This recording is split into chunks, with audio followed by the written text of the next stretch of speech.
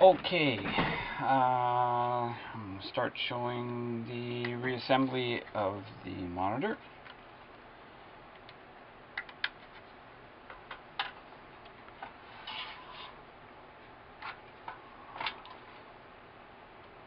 Got to make sure that we get the leads of the monitor back into the video board.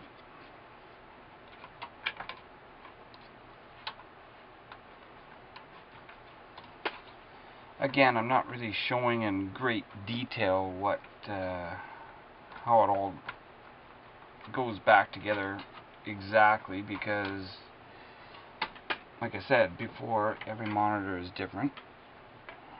So just as long as it's giving you an idea what's got to go on here, just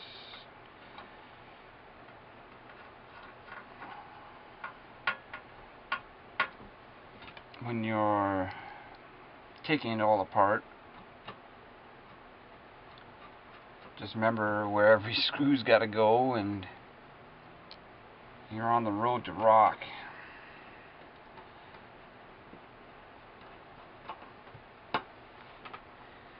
My thinking is that anything man-made, it can be fixed. And you know, utilizing resources like the internet to get tips on how to fix this stuff is a great place to start.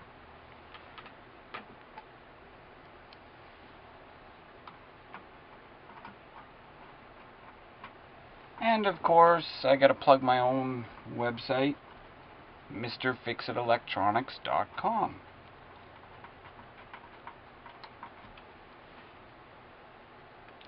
And you can always message me, and I'll give you some great advice on whatever it is you need to fix.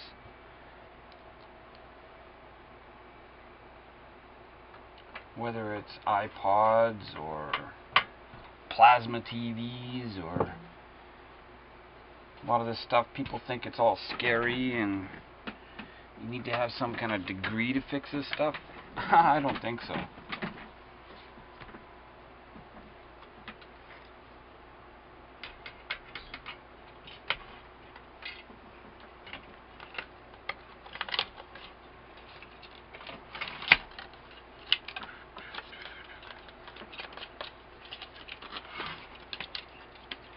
Got to fish these wires from the power wires for the FL circuit and get them back into place.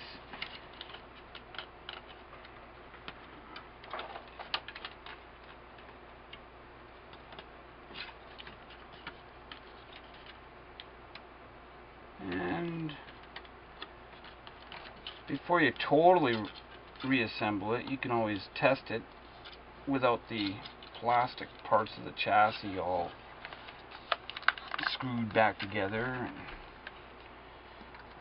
This particular part here, this is the LCD cable going back into the cable goes back into the video board.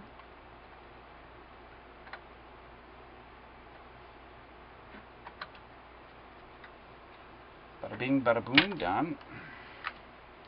It's not totally screwed right back together, but